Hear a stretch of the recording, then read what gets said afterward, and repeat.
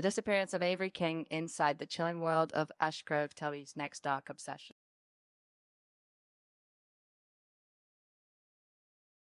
By your name, Blueberry. There was something about a letter in the water.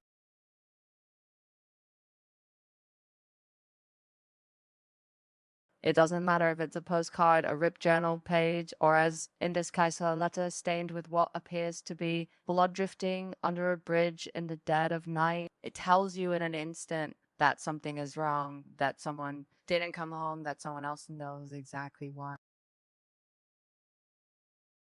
That's how Ashgrove opens in a single floating letter. No frantic news broadcasts, no dramatic screaming, just a quiet, almost poetic sense of unease. It's a haunting beginning to what might become television's next dark teen obsession.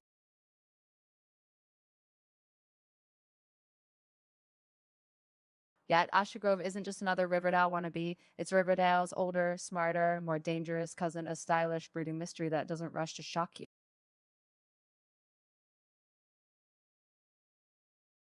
But instead seduce you into a small town world where nothing is quite what it seems, and nobody is truly innocent.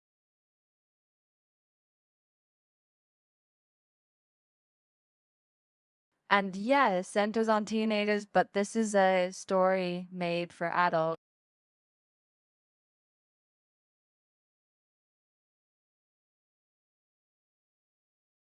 Welcome to Ashgrove, where secrets stay in the soil.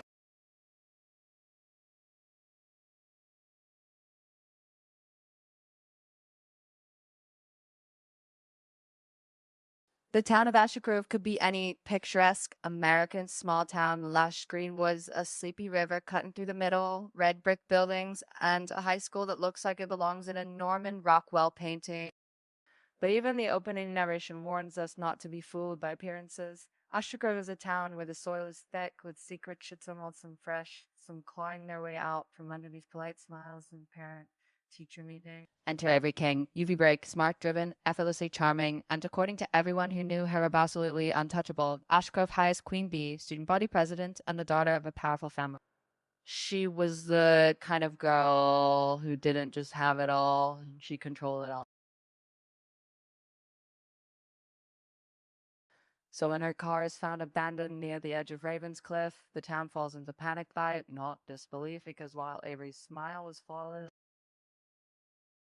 those closest to her knew she was sitting on something dangerous, something volatile, and if there's one thing Ashgrove doesn't handle, well, it's volatility.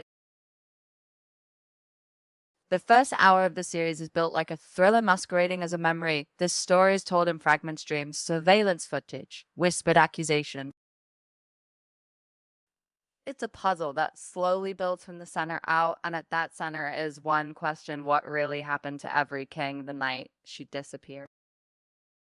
The cast, not just archetypes, but weapons.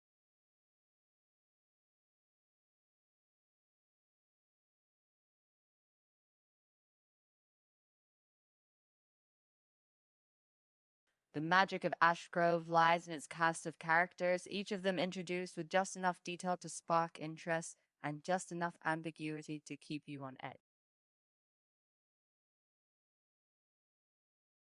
Jace Maddox is the first to draw your eye, tall, sharp-jawed, and radiating that kind of too cool indifference that usually masks a roiling storm underneath.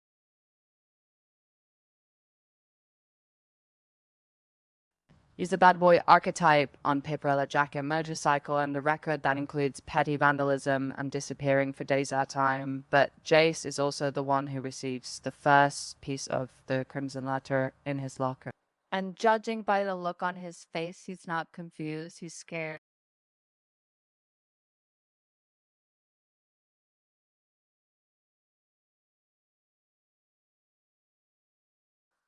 Lena Marlowe is Avery's best friend, always blonde, bookish, always two steps behind Avery in the social hierarchy. Lena presents herself as the classic sidekick.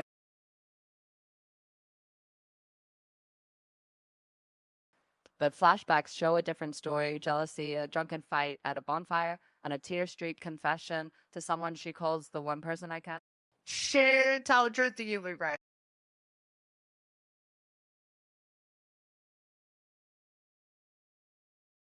Theo King Avery's twin brother is unraveling from the outside. He looks flannel, dressed emotionally steady, but behind closed doors, he's punching walls, texting a burner phone, and hiding something in a shoebox under his bed. His relationship with Avery was close, too close by some standards. And the rage in Theo that feels like it's waiting for permission to explode.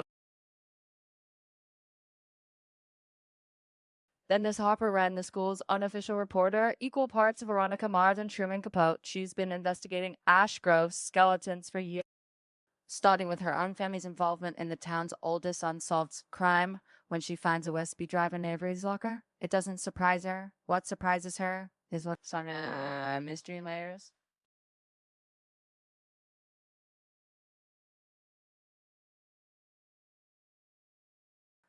While Ashgrove is framed around the disappearance of one girl, its real story is layered like the town's twisted history. It quickly becomes clear that Avery wasn't. She just a student, was a gatekeeper, and she had secrets on nearly everyone.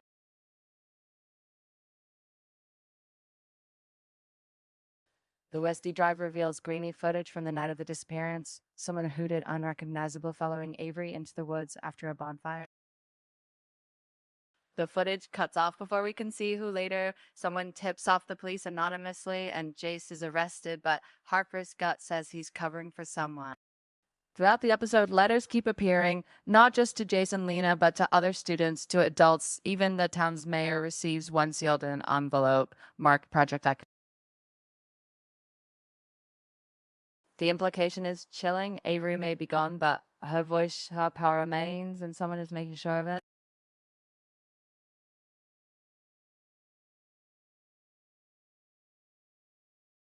Why adults should care.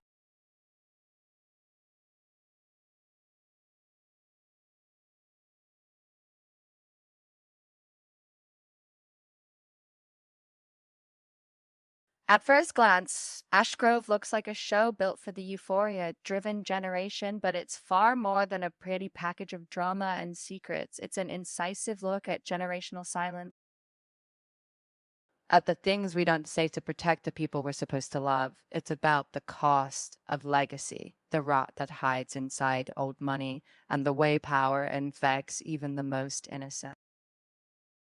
Adults watching this show won't just be entertained, they'll be unsettled, especially parents, because Ashgrove doesn't pull punches when it comes to exposing what really happens when you treat teenagers like extensions of your reputation instead of human beings with secrets of their own. The writing is elegant and sharp, the visual style is rich, dark, cinematic, and the pacing slow enough to build tension, fast enough to keep you hooked.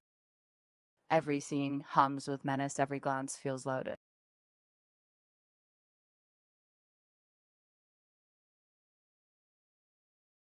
And best of all, nobody is safe, not even the adult.